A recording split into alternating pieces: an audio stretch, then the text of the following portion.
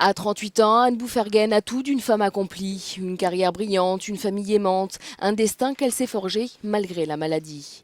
En 1988, l'adolescente découvre la sexualité et apprend qu'elle est contaminée.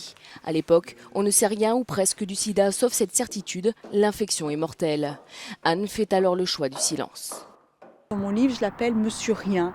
C'est-à-dire que quand on n'en parle pas, eh bien on l'oublie et on le fait oublier. Et donc on vit parfois mieux. Pour oublier cette mort qu'on lui promet prochaine, la jeune femme vit à 100 à l'heure. Un titre de championne de France d'escrime, des études prestigieuses et à 34 ans, la consécration. Anne devient directrice générale d'un grand tour opérateur. Elle gère 400 salariés.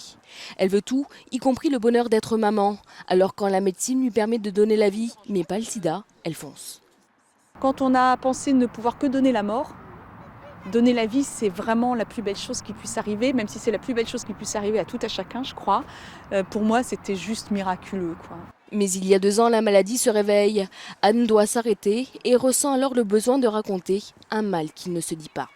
Pour la première fois, au bout de 23 ans de VIH, j'ai eu peur.